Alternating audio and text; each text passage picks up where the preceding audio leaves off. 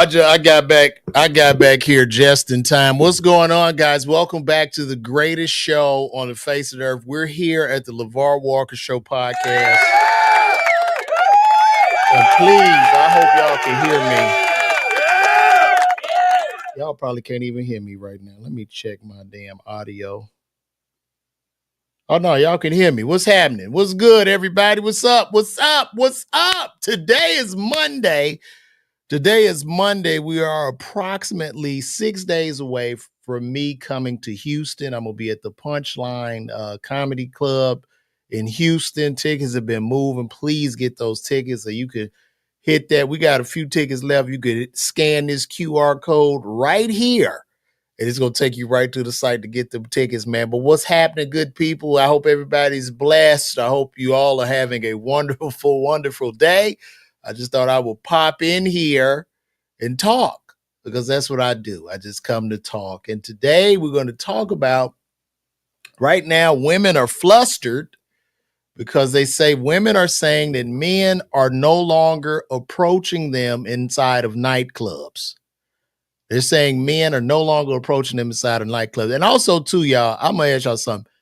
What time y'all think I should come on here every day? Because I'm trying to do this daily. You know, sometimes I can't find nothing to talk about, shit like that. But let me know a good time to come on every day. But I'll digress. We go get back into what we was talking about. Women are saying they're having a rough time.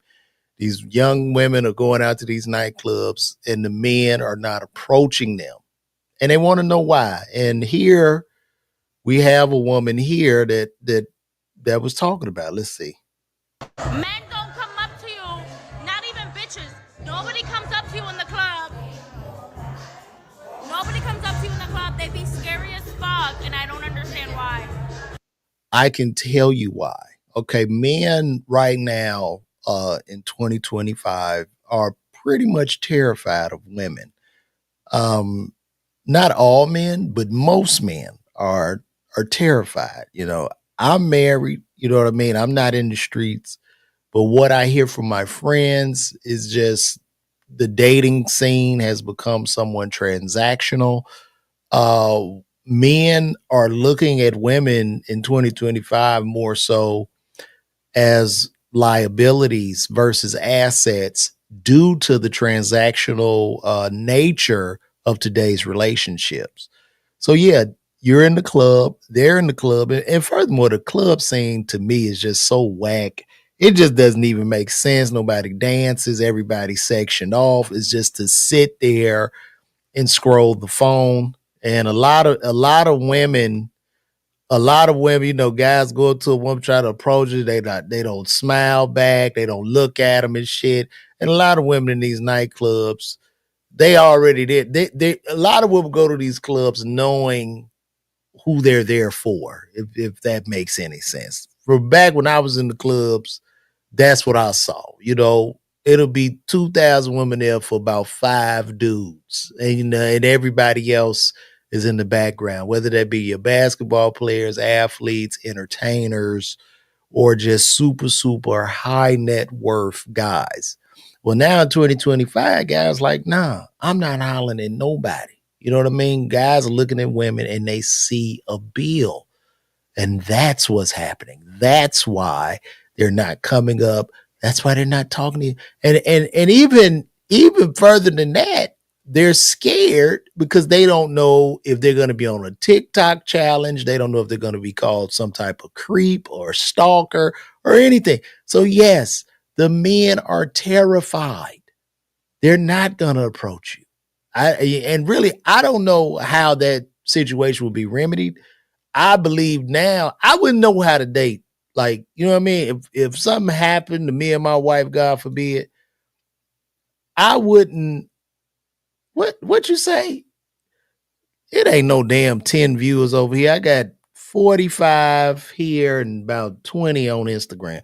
But anyway, I wouldn't know how to date. I wouldn't know how to approach nobody because I'm guessing everybody only wants to talk through the internet. So I guess people will feel safer meeting someone online because I guess you can do security checks and see their lifestyle and everything you want to know before even talking to the person. So I guess nowadays to approach somebody in real life, it must seem very, very awkward. We know the youth, they're glued to the screens, they talk to each other through these computers. And it's just what it is. Men are terrified. Even Jason Derulo, was talking about how he doesn't want to work with women anymore, which was very interesting. Let's take a look at this. Oh, come on.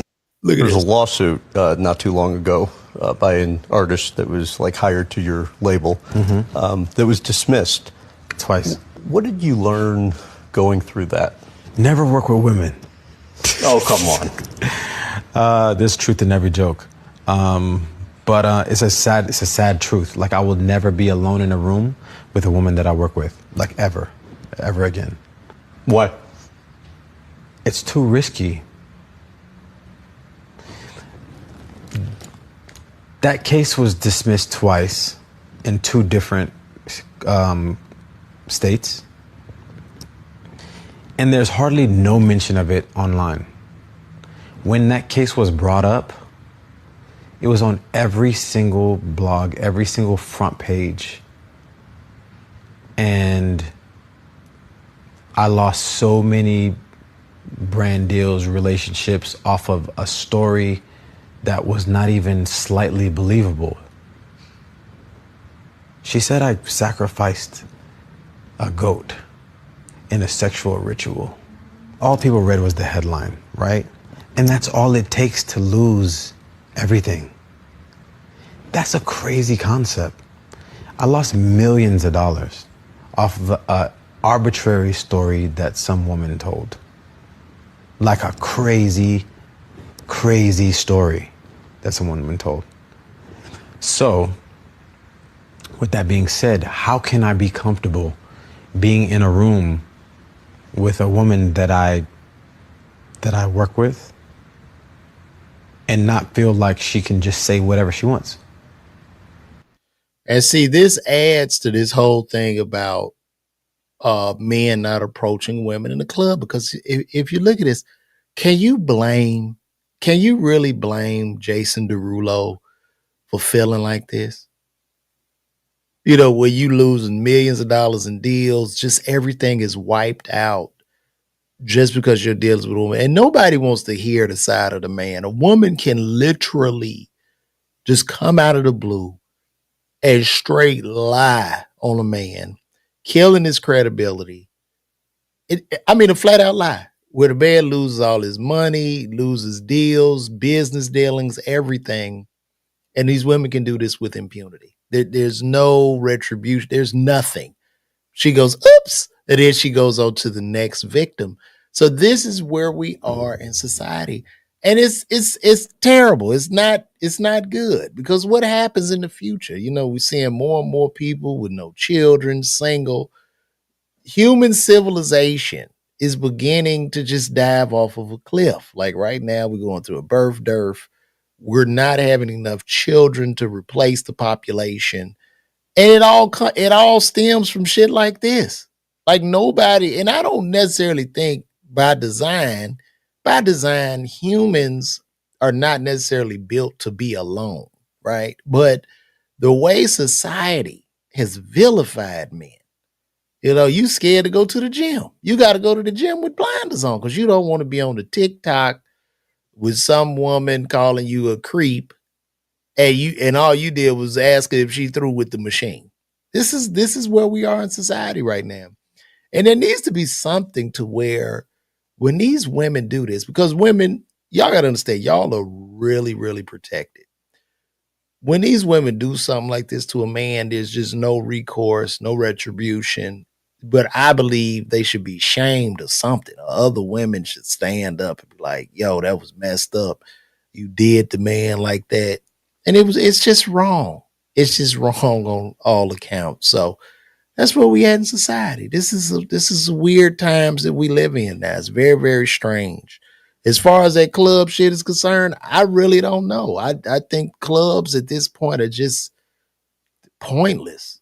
I mean, you stand around in the club. Like I had to do a comedy show And it was cool. It was a younger crowd, younger vibe, but it was more of a nightclub like vibe. And I was just in there like, I guess that's the old man in me. Like I'm almost 50 and I'm just sitting there like, what the hell is this? Why am I here? Why am I here? But I did it because I gave my word I would do it. But just looking at the dynamics and the parameters inside of these club institutions, it's just terrible. Nobody's really having a good time. It's just people are there, and most people seem miserable. You get you a section, I guess, for you and your friends, but it's bad. Nobody's dancing. Nobody cares. There's no love in the room anymore. The whole club is sections. The dance floor is the smallest thing you'll ever see in life. You could just stand and look stupid, sipping your drink. And I even do a bit about that. Like nowadays, if you don't have a section in the club, it's like you homeless in the club. You don't have any land to occupy. You have no place to sit. So you can't even, on a college student's budget, you can't even afford to be there or to get a woman. It's really, really sad, man. Really, really sad, guys. And there's so much going on. Everything's going on in the world. I saw too, Don Lemon that came in and he talked about white men. Y'all got to see what Don Lemon said about white men. This is Don Lemon talking about white men. Watch this. White men, something is broken. Something is cracked deep inside when so many of you believe the answer to fear, to loss, to change is violence. Are you listening to me? I hope I'm saying it loud enough for the people in the back. I don't know how Don Lemon says this shit while being married to a white man. Like you are there with the violent man in your bedroom, right? How do you say that? And that's your husband's people. It was probably a lot of good available black gay brothers out here. You didn't get him a shot. You didn't want to marry them. You would rather marry this evil white man. Like that just invalidates everything you have to say, Don Lemon. Like, you know what I'm saying? Like, it's so crazy to me. That's just like these niggas that always talk about white people. They got a white woman or some shit at the house. It's stupid. It doesn't make sense. It invalidates your whole argument. It invalidates everything you're saying. It's crazy. Let me see. I'm married, but are they approachable anymore? I don't know if these women are approachable out here. Women, let's ask the women.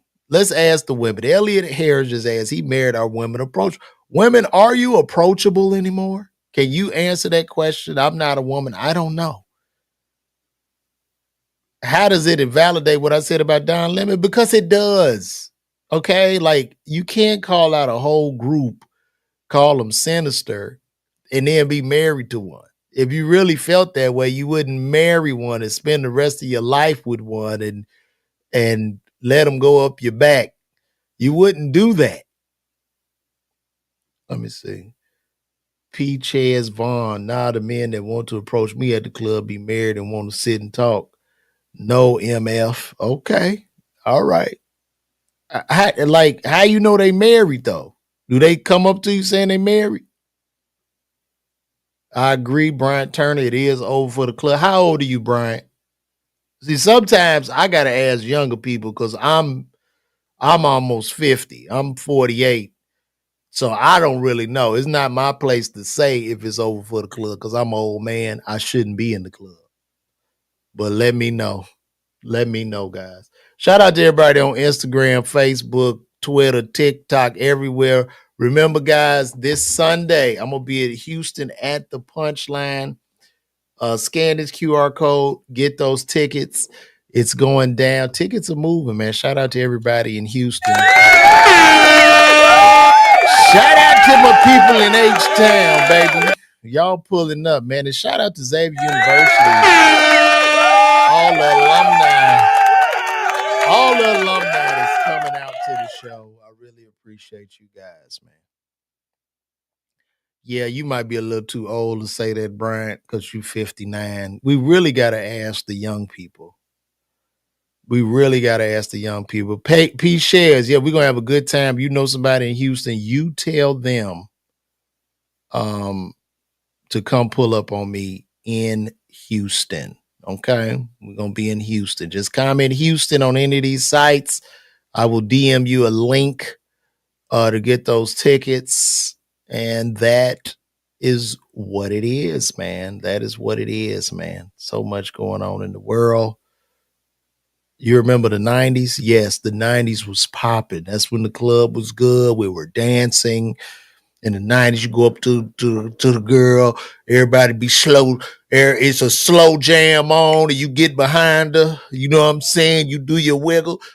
That was we do in the 90s. You know what I mean? That R. Kelly come on, and you just squeeze in there. You know, you see the girl, you got your drink. You like when you would get up on a girl back in the 90s or the early 2000 club, your song come on. You got your drink in the hand, right? You got drink in hand. So you got your drink, you know what I mean? You just start kind of, you do a little, you know, just a little bop, do a little bop. And then you just kind of scoop down on in there, right?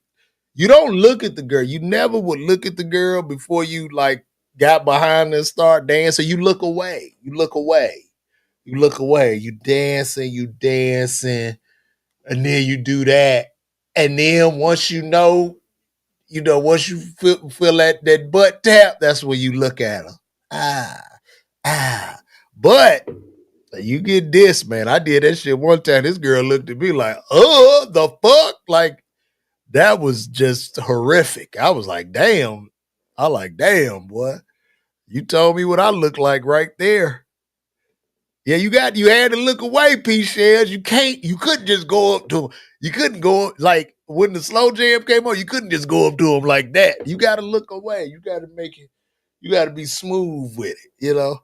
That's how you would do it. You know what I'm saying? But I don't think they do that now because it ain't even no slow jams to dance to in the club. Unless they listen to old 90s music. It's hard to kind of grind on the girl listening to some damn NBA Youngboy. So that's a little rough. I'll be like, pop, pop, pop, and you can't really, you know what I'm saying? I be like on Gucci Mane in 2006. I don't even know how you get into the groove when that comes on like that. It's very difficult. Get them tickets, Houston. I'm on the way, baby. We're going to be there Sunday. I'm about to do this like the radio. We're going to be there Sunday. Sunday in Houston. It's going down. I'm your magic man, Houston. Houston Punchline, that's the place to be. Get those tickets right now. It's going to be an award-winning weekend. Click the link right there. Scan that QR code. Let's go, Houston. It's going down. Yeah, bro. Come on, Pat. Pat say you get a charge for that now. You go up and scooch up under a girl, the security gonna grab you by the throat and throw your ass up out of the club. You ain't lying, bro. You can't do shit now. Oh boy. Just being a man in 2025 is like being a lion with no mane. Like they take the lion's mane and you just have to sit and take it. Like that's literally where we're at right now. It's rather unfortunate. These are some weird times we're living in society. Very weird. Very, very weird, man. It is going down. I sound like a commercial for monster trucks. That's funny. That's funny. But ain't nothing gonna be as funny as this Sunday. Nothing will be as funny as this Sunday in Houston. This Sunday, you're going to see comedian LeVar Walker as he takes the stage at the Punchline. Those tickets are moving fast. You want to click that QR code, get those tickets right now. That's right. Mr. Magic Man. That is me, the Magic Man. The Magic Man. The Magic Man. Hey, look, when Diddy get out, y'all think he gonna be back up? This is a great question. When Diddy gets out of jail, how does it go? Will society like forgive him? Will it be back in the same? Like, what's gonna happen? Will he be weird? What's gonna happen? Because I can tell you what I think is gonna happen. You think Diddy's gonna be in jail the rest of his life? Or when Diddy comes out, it seems like there's a whole play, and this is a whole chess game. It seems like at this point, when he gets out, they got Keefe D. If you don't know who Keefe D is, Keefe D was involved in the deletion of Tupac. He was one of the only remaining people that was in that car that night. Now he's supposed to go on trial next year. So it seems like Keefe D is probably in the trial going to say that Diddy organized this hit, and then they're probably going to wrap Diddy up again. So it's crazy.